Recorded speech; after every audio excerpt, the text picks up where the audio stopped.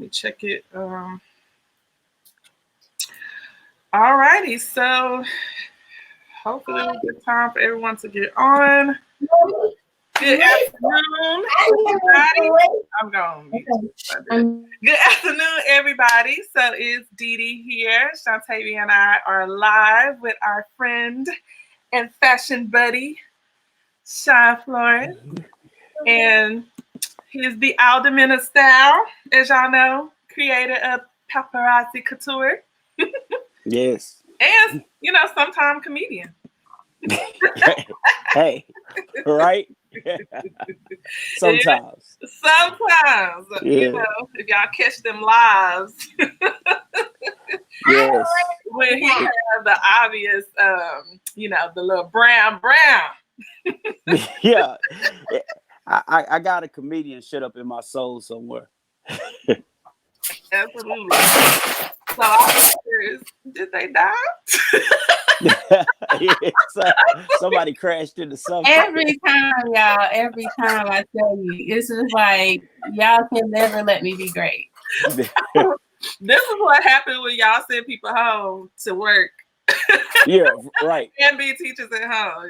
They don't care. They gonna do what they want. So we asked everybody on our Beauty Talk segment to tell everybody how we met. Lola says she can't hear. Hold on. Let's see what I got going on. Everybody do a test. Oh, wait. Shauntavia, why are you mute? Okay. Because they started screaming, no! So I had to... Oh, okay. Test. Can you hear us now? Can y'all hear us now? Let's see. Somebody talk back to us. Let us know. We'll do like Teddy Riley. Y'all hear it? Yeah, we had a Teddy Riley live the other day. We were just like, giving it a second, see if we can get a response back from someone. I'm gonna go test it on my phone. Let's see. All right. See what it sounds like.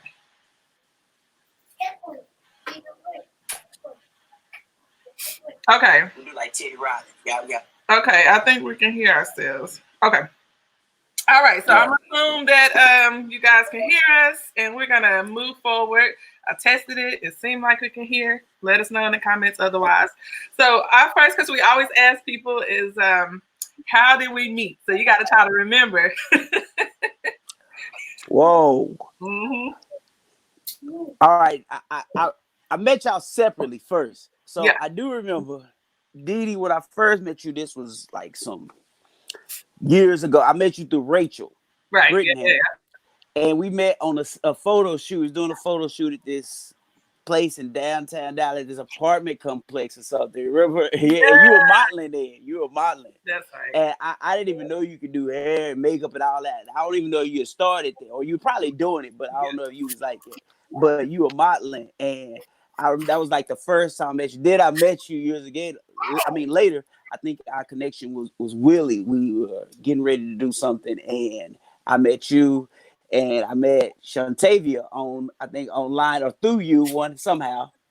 And I think we were getting ready to do one of my shows, and you like connected me with some other artists. Shauntavia was one of them. So since then, we've been the fashion family. Yeah, the fashion family. That's it. Yeah. For sure. Yeah, I forgot all about that photo shoot, but you're right. In fact, the picture came up, and I was just like, "What was we doing?" And I could not remember what it was. I knew it was a photo shoot, but I couldn't remember for what.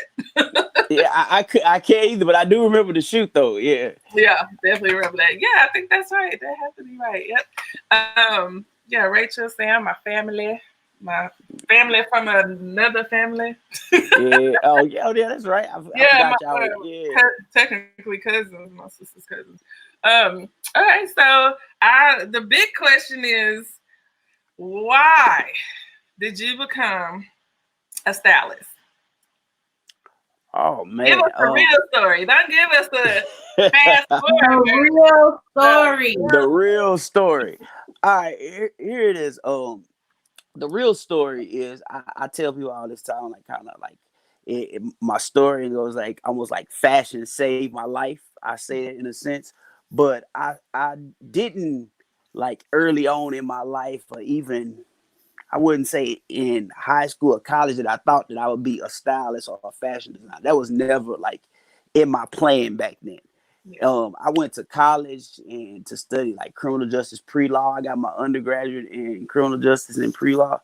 And then it was like in college that I knew I had a sense of style that people paid attention to, but I didn't think that it was something that could make me money or be a career, because, in school sometimes, well, back then when I was in school, now they have career days and you see all types of career options from, all these different things that you feel you can go into. We only saw doctors, lawyers, teachers, maybe a fireman every now and then, or a police officer, the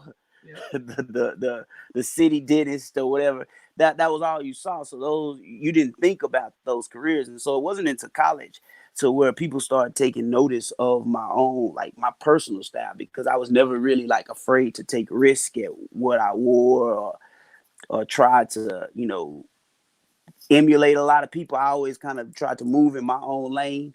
And so people started taking notes of my style. And so when I went to grad school, I was studying journalism, and I was like, okay, this may be a lane. I like fashion and clothes. So I went over to Europe, and when I was in Europe, that's when that idea came. Like, you know what?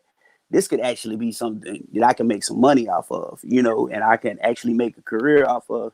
So I started sneaking into fashion shows in Europe, and came back home and started doing the same thing, going to New York. I was saving my money, go to New York, sneaking some fashion shows. So I got kind of put on in the industry by, sneaking and playing the part first. Yeah. And then it just kind of rolled into me, styling on shoots and doing different things. And from there, I pretty much learned how to sew afterwards. I was out of grad school, everything, before I actually learned how to sew and make clothes. I was just a stylist first.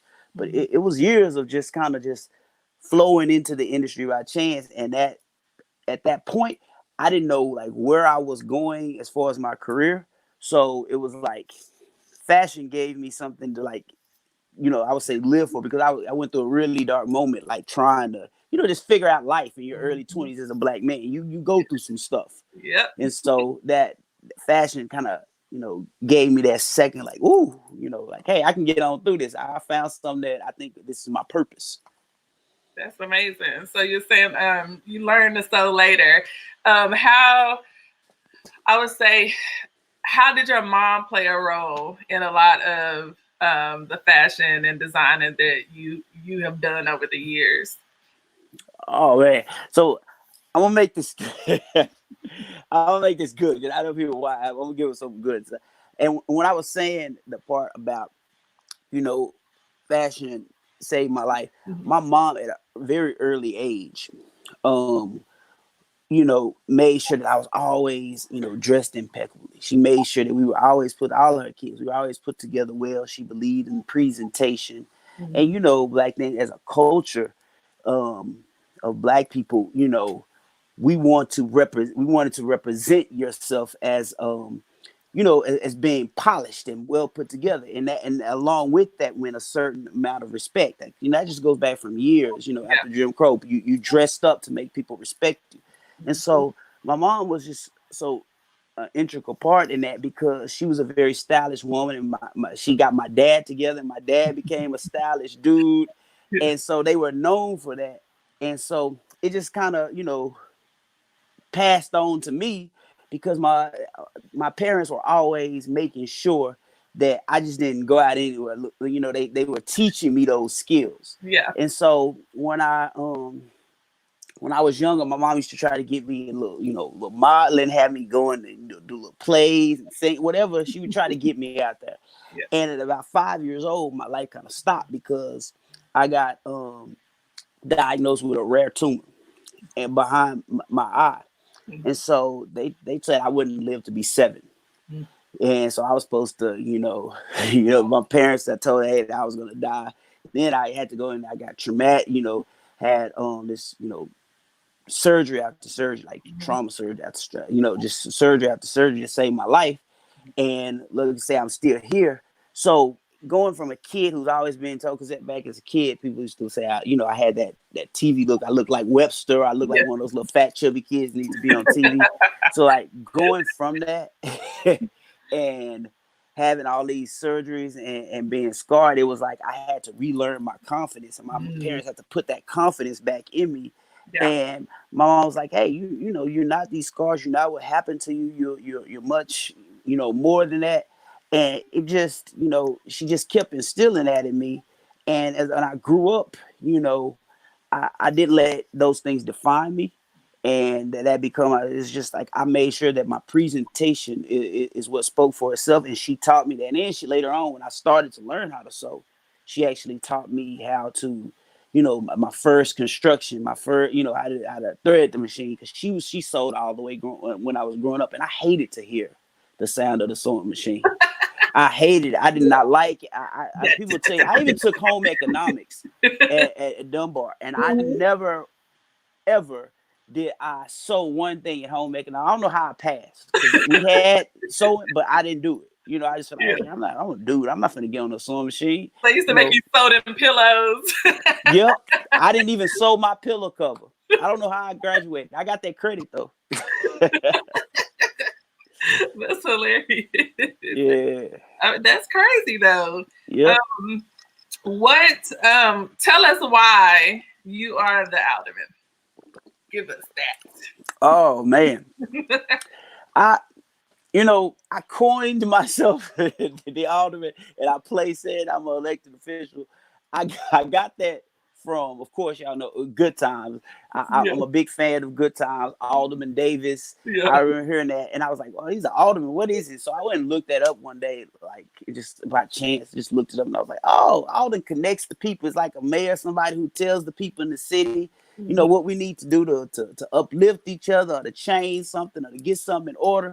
And I was like, you know what?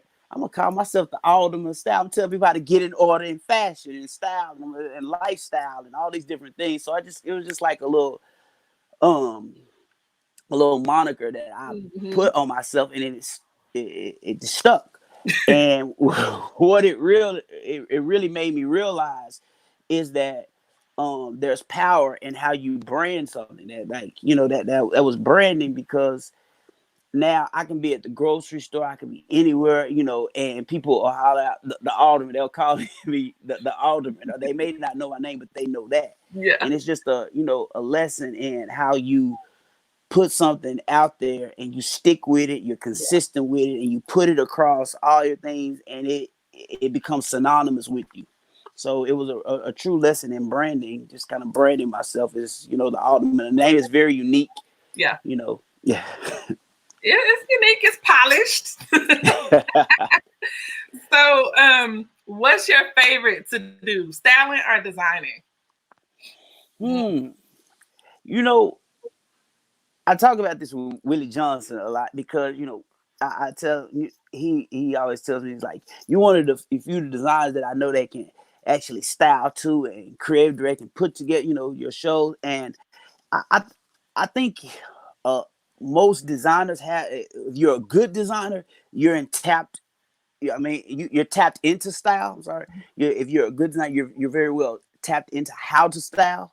You should be, at least.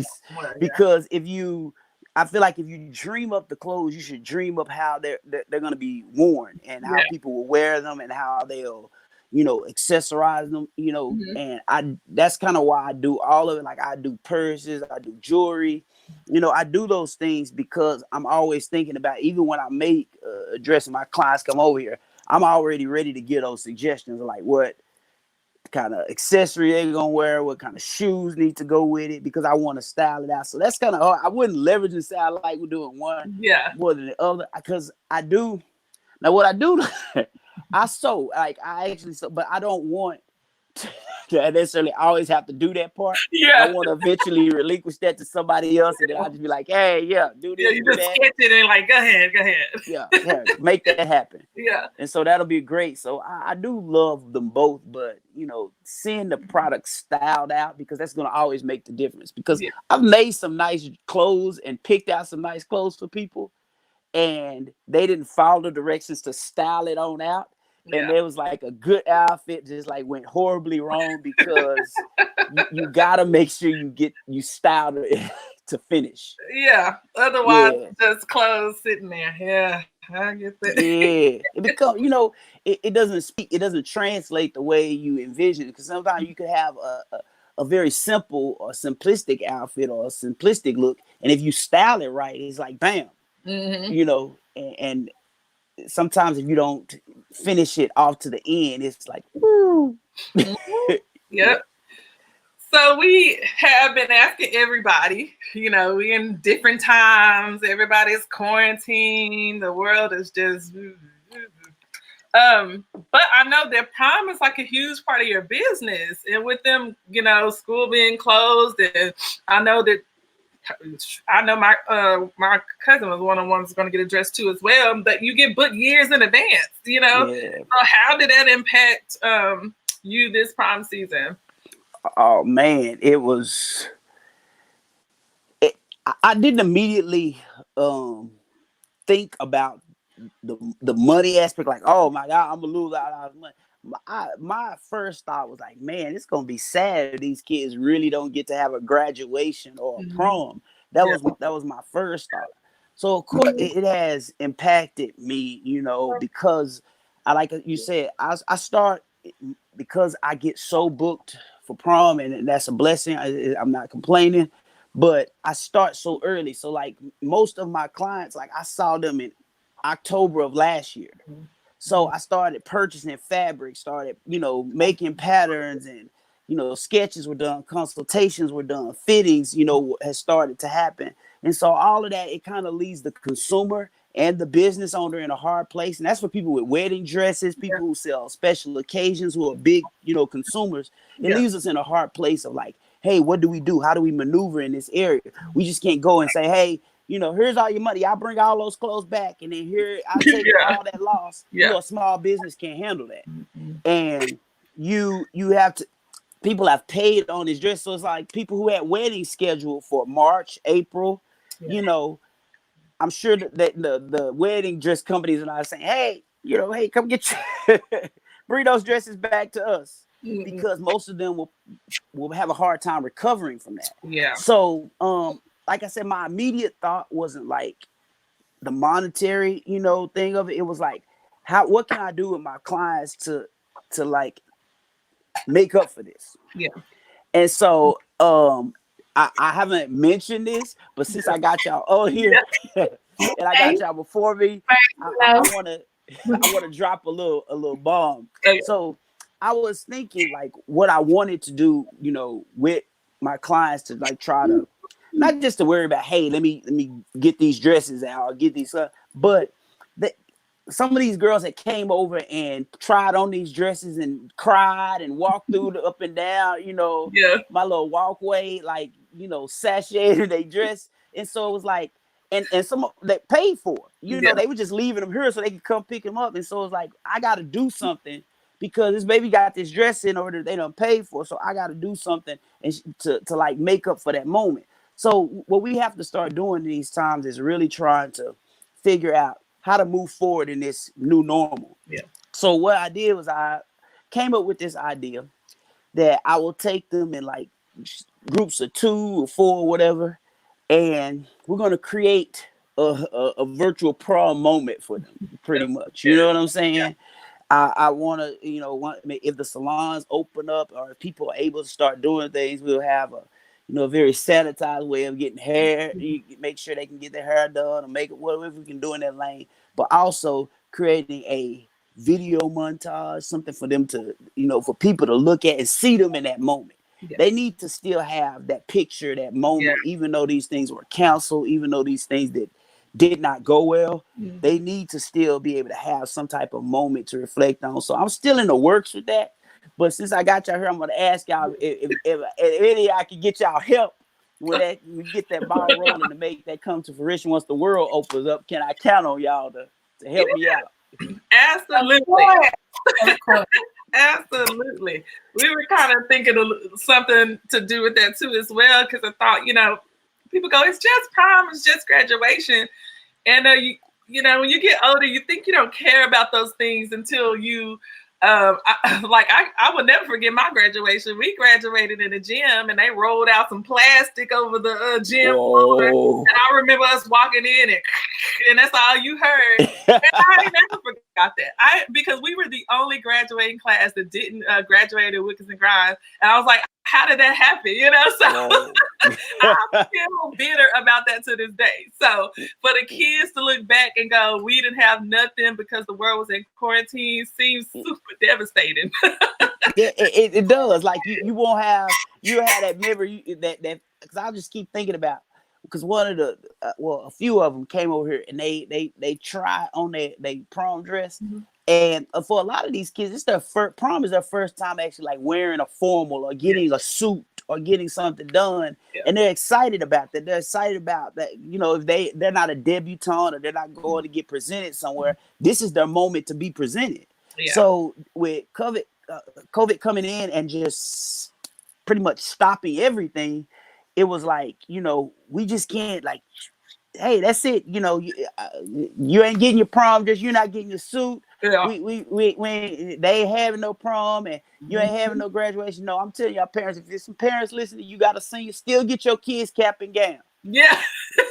y'all, you have the community line up in their cars and have them walk up and down the sidewalk and wave, and they cap and gown. You still do that because they're going to need this moment. They're going to need this moment. Absolutely. I agree. That would be kind of cute, do a little graduation parade. Hey, we got to get creative in these times. I feel you on that. So what advice for those who, because now everybody's online taking classes, researching. People are going to come out being experts. Oh, yeah. And so for those who want to, I don't want to quote that, but expert. And for the people who are looking at you and going, man, it seems like cool. I want to be a stylist. I talk to Willie about this a lot too. But you want to be a stylist or a designer. What advice would you give someone who wants to go into this field? What could they do while they're at home right now to prepare themselves? I would definitely say this is a moment I kind of keep telling myself, for some reason, I believe it's the Lord allowed this to happen. He allowed us to be in this time for some reason.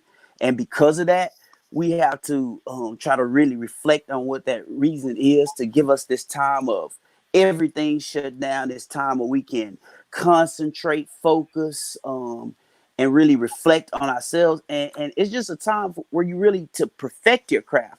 Like when a caterpillar goes into, its cocoon and that period where it's going into the cocoon. And it's that point that the caterpillar is, regenerating and changing itself and growing so it can get those wings so it can fly. Yeah. So we need to take this moment to whatever you're trying to, do or perfect or put out there as your thing that you're going to come out here with once this is over, is to take time to perfect it and make sure it's right. That was one of the things, like when I started, saying I wanted to become a fashion designer, I wanted to become a stylist or whatever, is that I would always look at the best of what I thought was the best in the industry. I would look at Vogue magazines or these Italian, fashion and style magazines. I would look at architecture magazines and try to see the best of what was being put out there, so that when I put my work out there, it wouldn't fall so short that it would go unnoticed. Mm-hmm. So I would try to emulate those things that were great. And I really said biting them or copying them or being, a knockoff of those, but just that level of excellence that went behind those. Yeah. So as we're in this period where we're locked down, I think this the best thing for us to do is to, whatever you're going to come out on the other side with, make sure that you have got it down packed, perfected, or you even in a place where you can put it out for people to receive it. Sometimes I think when we want to just be a stylist or designer or makeup artist, people just wake up and they put themselves out there way too early. If you go out way too early, then you end up falling short because you haven't allowed yourself, allowed yourself time to grow and, really put out something that's viable that people want to see or will feel like is worthy of the time. Because the market is flooded. Everybody wants to do something. Everybody wants to be, this and that. And it kind of goes back to what I was saying about branding.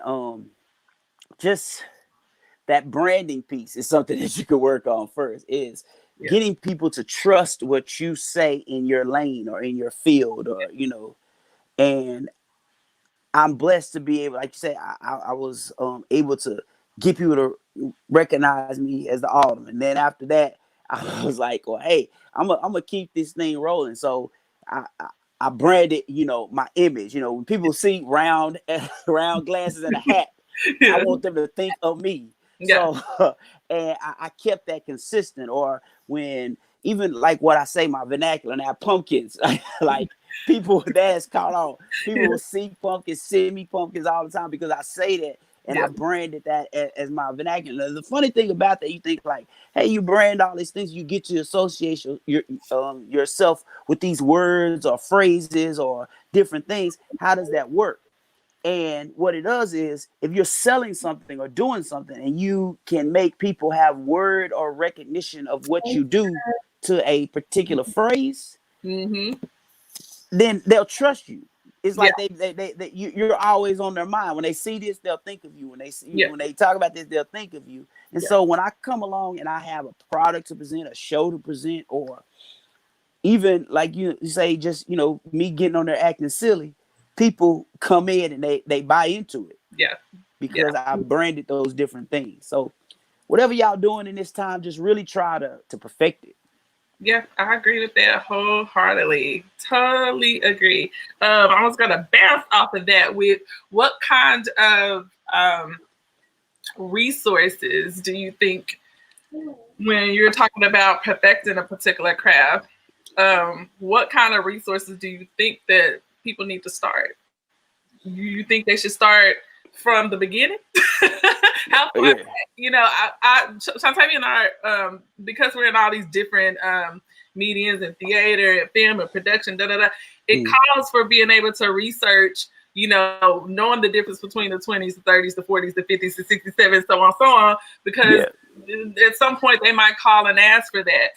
Exactly. But and then you're just sitting there going, oh, Jesus, what am I supposed to do? Where do you think a good resource for someone to start, especially in designer and fashion? What would be, I would say, one or two resources that you think would be good? A good resource, like you say, is to always go back, if you're going to be, to kind of separate those. If you're going to start in fashion design, you want to start in fashion, your basic should be just going and taking a sewing class. That's where you want to start, to understand the construction. Because even before I started sewing clothes, I would go to the thrift store, like Goodwill somewhere, and I would buy clothes that I could cut up and take apart, or buy like really cheap stuff to see how it was constructed, to see, all right, if they were putting this back together, which seam did they sew first? How did they sew these seams? What type of machine, was used? And luckily, like I say, my mom knew how to sew. She was able to teach me some of those things. But if you don't have that resource, somebody you already know that knows how to construct, you're going to have to take some classes. You're going to have to become an expert at that first level. Everything has a foundation. I'm sure, like when you're somebody wants to learn how to do hair or makeup, they need to first understand about skin, how to take care of skin. Or if they want to do hair, they ought to first, like, hey, how do you keep the hair healthy, even before we talk about cutting and all of that. So that foundation for fashion, I would say, would definitely be learning, clothes, learning how to construct, and learning how to, make clothes, the right way, not just one seam dresses, just a little two dresses with a little seam up the back. And, learn those basics first. And as far as the stylist side, I definitely say with styling, because I've had I've been really blessed with that styling side. Even though I've been blessed as a fashion designer, styling is really what got me into some doors that and meet people that I probably wouldn't have been able to meet if I had not, know how to style. Yeah. And so I've gotten jobs and I've been able to, work concerts and meet these people. But the thing that has helped me as a stylist is that going back and looking at those old eras and understanding clothes from way back all the way to now, because sometimes you'll get called on a job, and if you're a stylist and they want a particular reference point, see, people always think like, oh, I can style because they can put together a good outfit for right now. You can put together, go in your closet, put together a great looking outfit or something that's cool for right now. But if you're called to task to be on a photo shoot where it's a budget, and they want a particular reference point, they want this to have a sub-Saharan look, or they want this to have a like you said, a roaring 20s look. You have to be able to know that and not have to like, oh, I gotta go run and Google this. I mean, that's a great resource now, but to already know kind of where you need to go in those lanes is a good thing. And it's always best to start back with anything you start. Go back to the basics of, I agree with that. Do you think that, or I know the answer to this, but I'm still going to ask it. Do you think that, so when we talk about styling, because again, it's really not just throwing clothes together, it's way more complicated than that. Another piece to it too is body shape, right? So knowing the anatomy. And that comes a lot with your foundation. So even if the construction helps with that, learning body types, I feel like even if you're not going to be a designer actually making clothes, you agree that maybe still learning about construction is super helpful when you're trying to style for different body types? Oh yes, most definitely, because you need to know, like, a good stylist is a stylist that can size a size 2, and they can also style a size 22, because I've worked with people who had very deep pockets that may have been a 2, 4, 6, 8, or even a 10.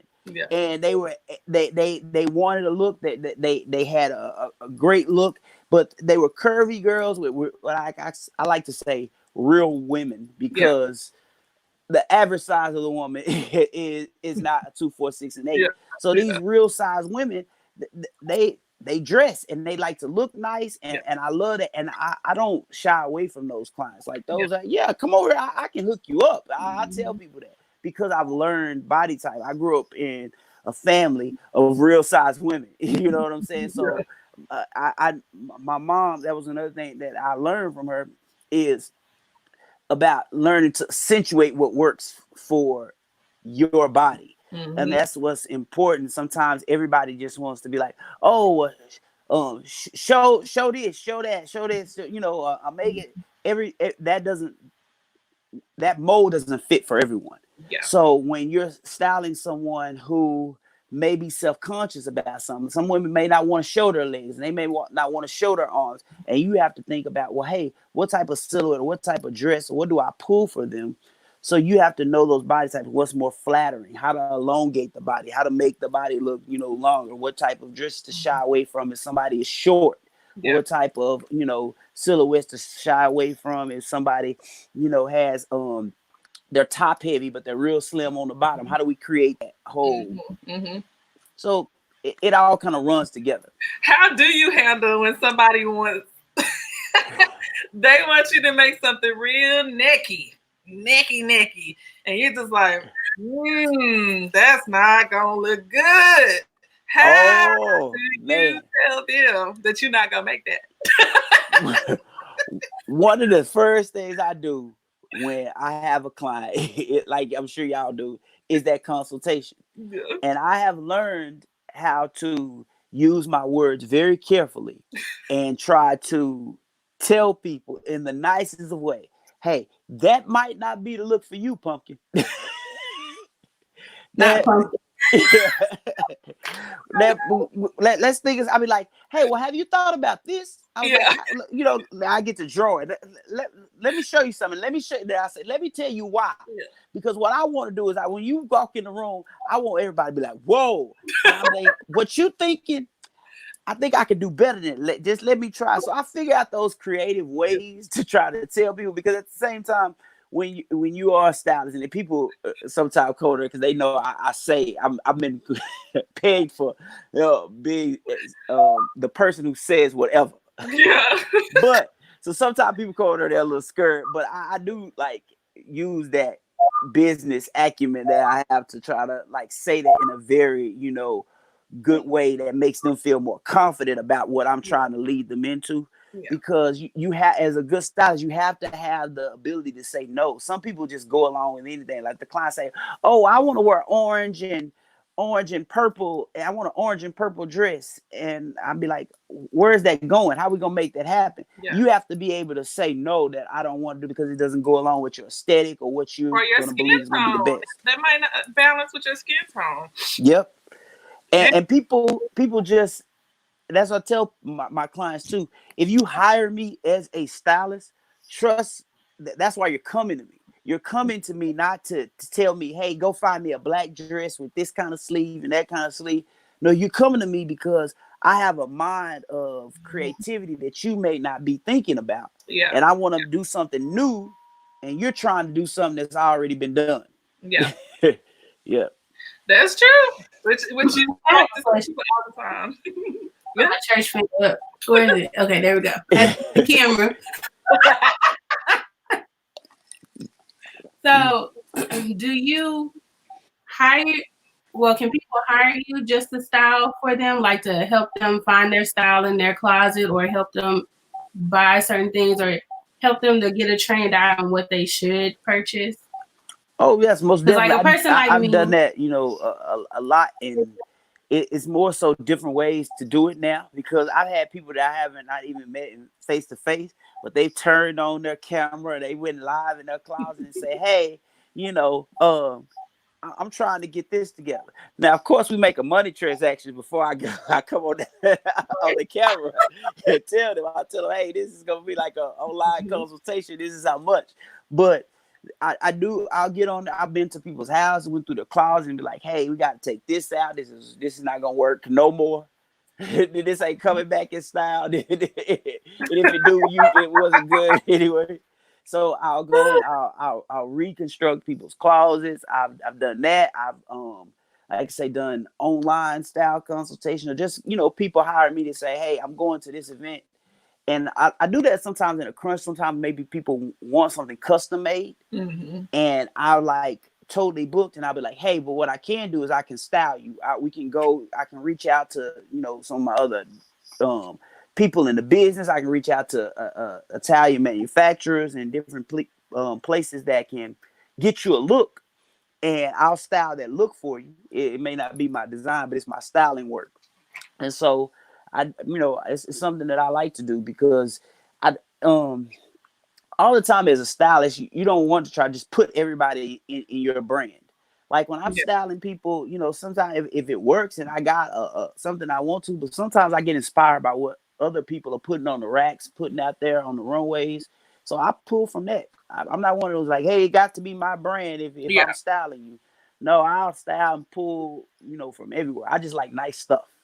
So if people wanted to do the personal styling or get some designer from you, how do you want them to reach you? Oh, people, of course, main ways they hit through social media, through my website. It'll send a link there. It's paparazzi.com. I'm getting ready to update that and put up a fresh new vibe, which I was working on before we got shut down. But I am a custom, you know, couture designer. So I tell people that the type of clothing that I provide is I want to create something for every individual that comes and sits before me. I want to create something I think that speaks to them, that speaks to my design aesthetic, something I can do to make them look cool, and not necessarily make them look like me or like somebody else, or just try to bring out the best them through what I see through my lens as a stylist. I'm just trying to get the information up there real quick. Okay.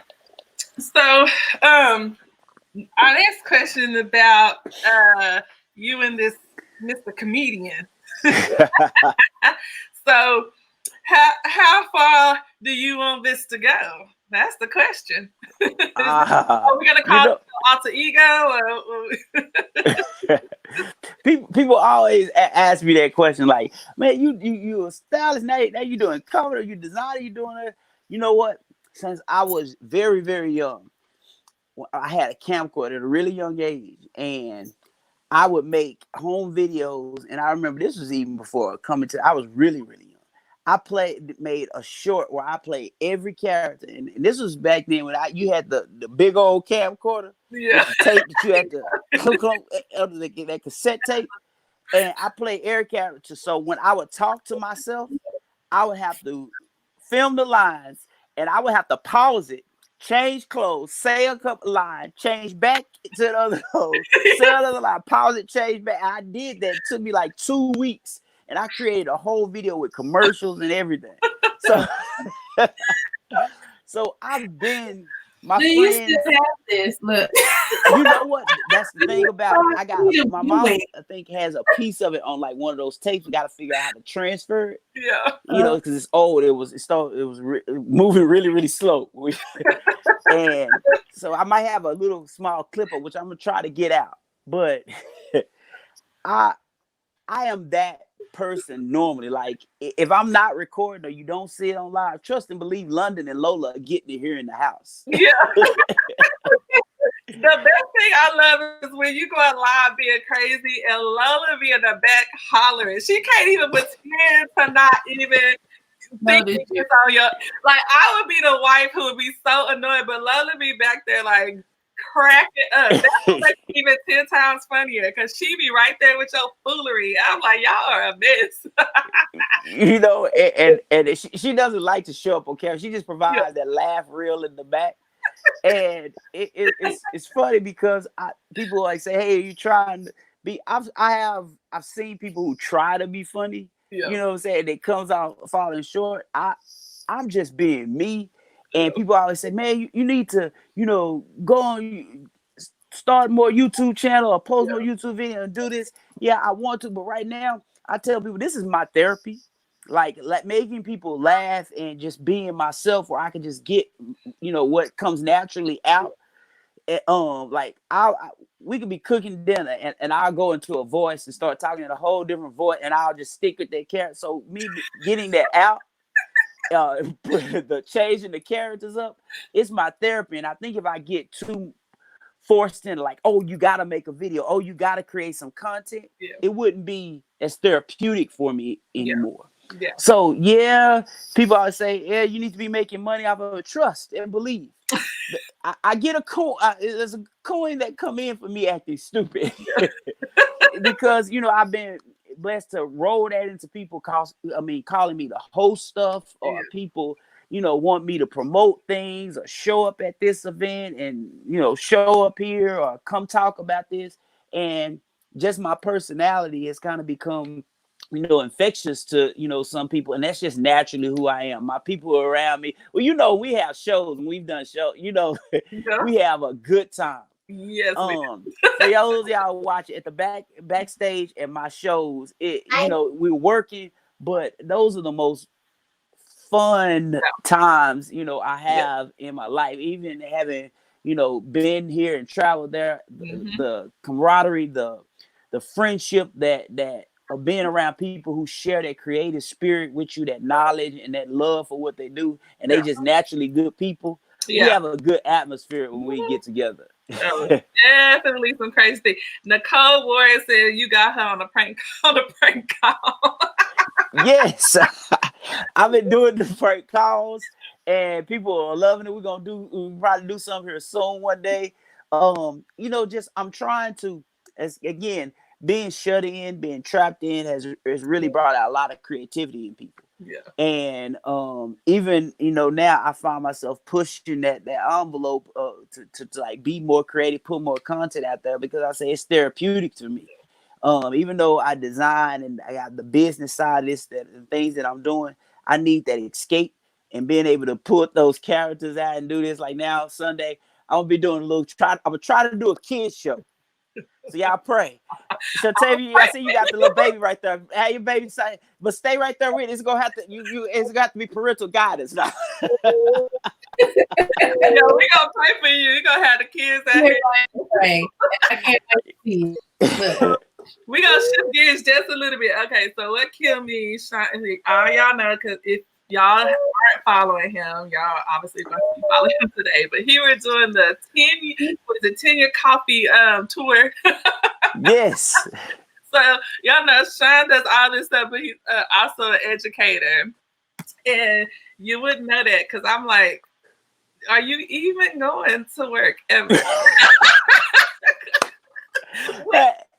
People don't know that. Listen, I teach a amazing little group of girls who like number was it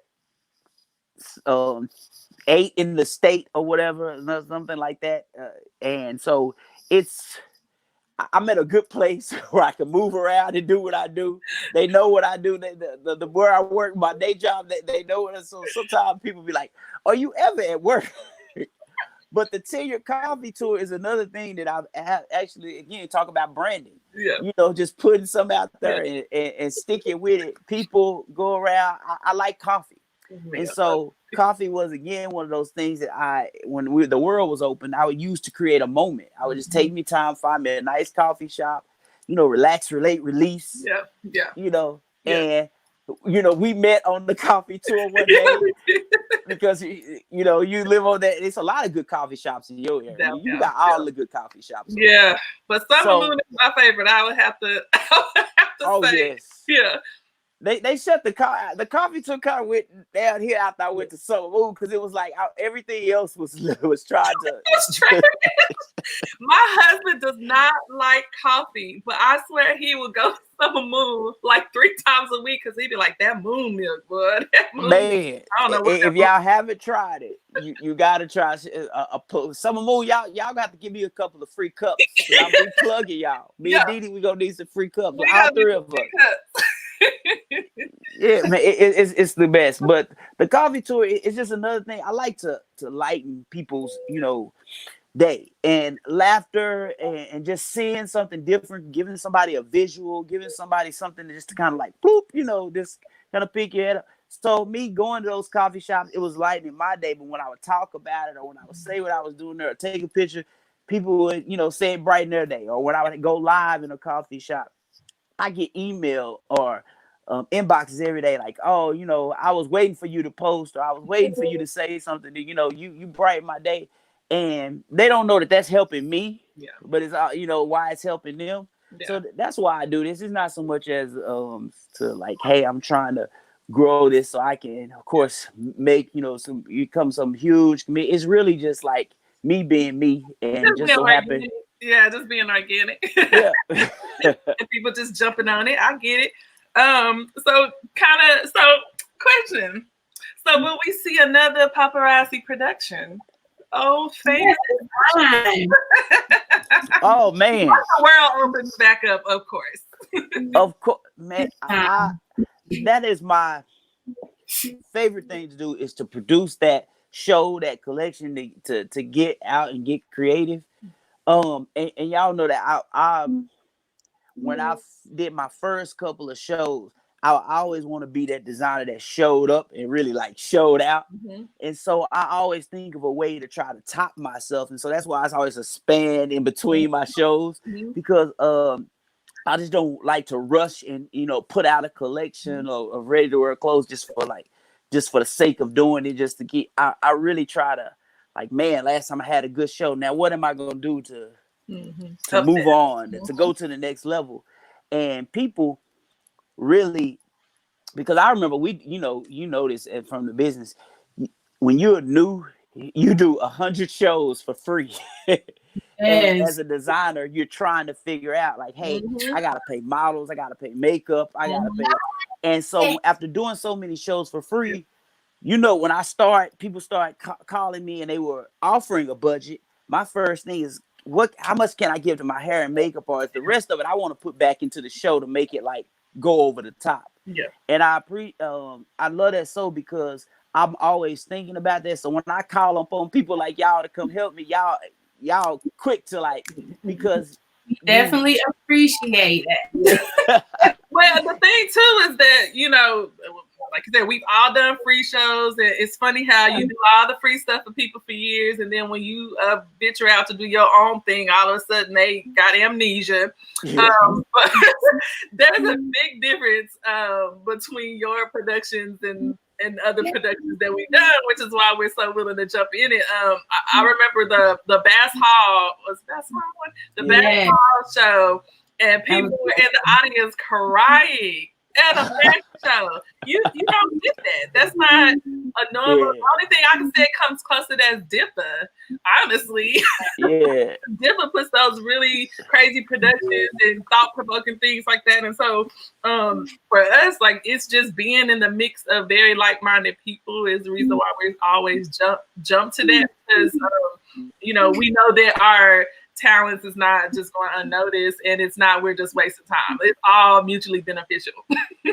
Yeah, and that's just the cool thing about it. Like every time, you know, I meet a new model, a new makeup artist, a new hairstylist, and they do one of my shows, the next time I try to get in touch with them to do another, they're like, oh yeah, make sure you call me. You know, they're calling me, and it's funny because I know other designers and other people who really have to work to get people, you know, and beg to get people to come on board. And I think that comes from me always truly looking out, not for myself, but for the people who help make my shows look great, the people backstage.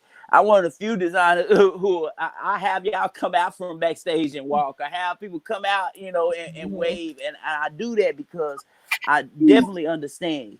Yes, I can put together some nice clothes, and yes, I can put together some, you know, some great styles, but that wouldn't be anything if I didn't have that total finished piece that you all provide. Hair, makeup, you know, people like Willie come in and do the, you know, the model, you know, curation and everything like that. Or, you know, all the way down to the people who have changed backstage. Yeah. And I try to give everybody some love. I'm not one of those designers who, if somebody's paying me, I'm trying to keep all that to myself. And I'm saying, oh, can you come work for me? For sure. If I get a coin, I'm going to divide that out amongst everybody backstage. If it ain't nothing but a gift card, if I can't do nothing, buy you something to eat. And I think it's because people see that sincerity in me.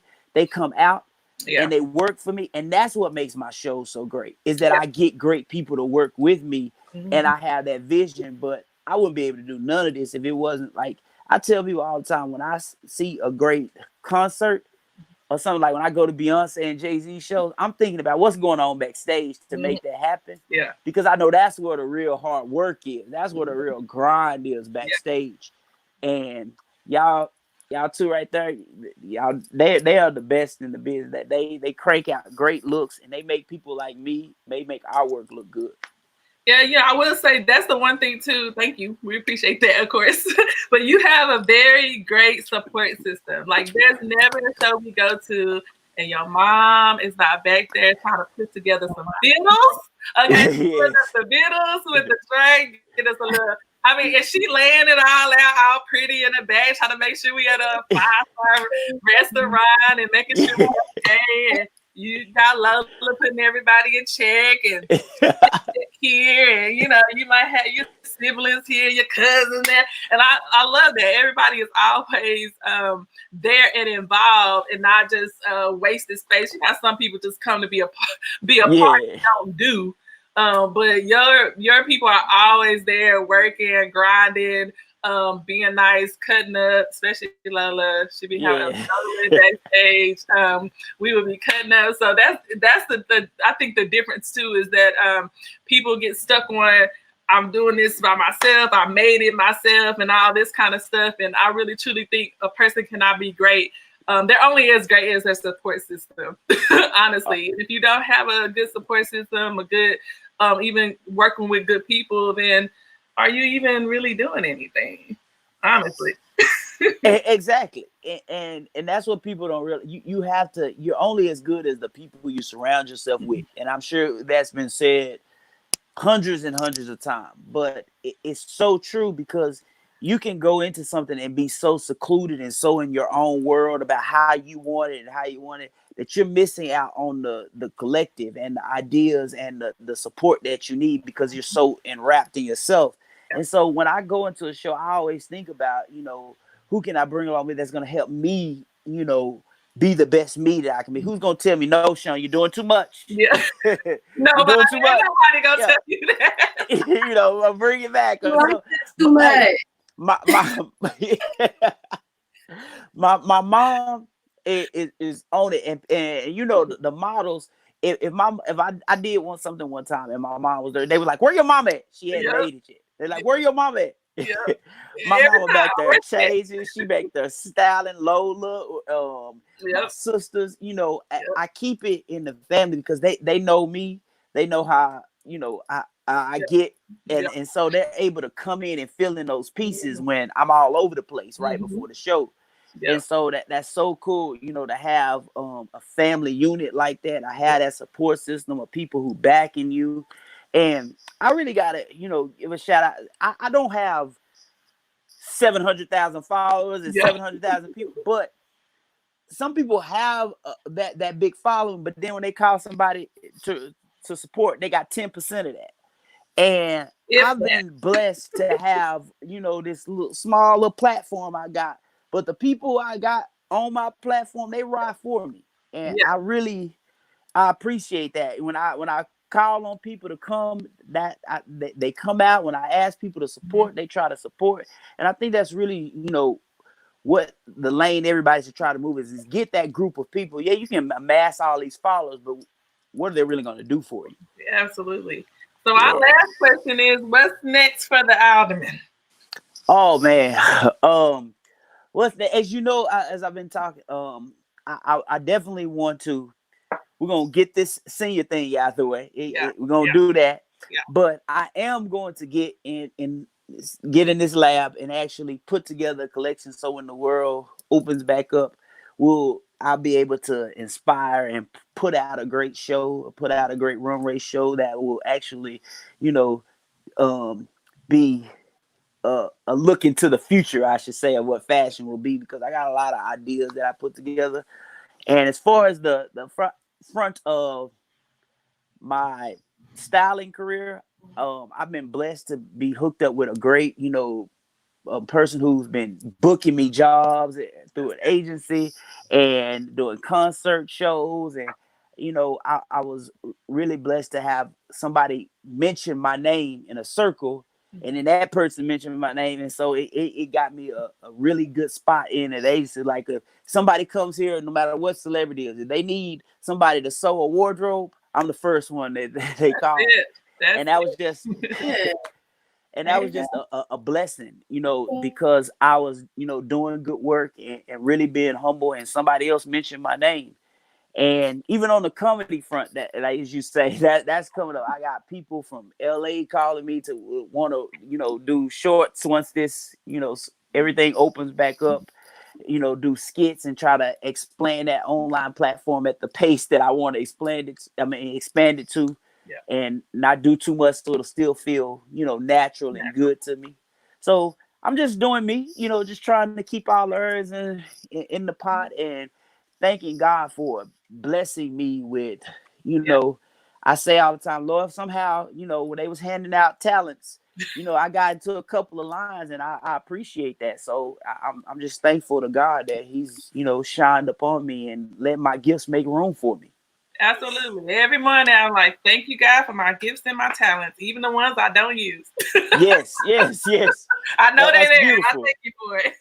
Yes. I appreciate that. Well, we thank you so much for your time. This has been a great episode. Hope you guys tune in. We will put a snippet of this on Instagram as well. And we will see you guys next week as we interview more people. So we appreciate you. Thank you all. Bye. Love you guys. Bye. Thank you.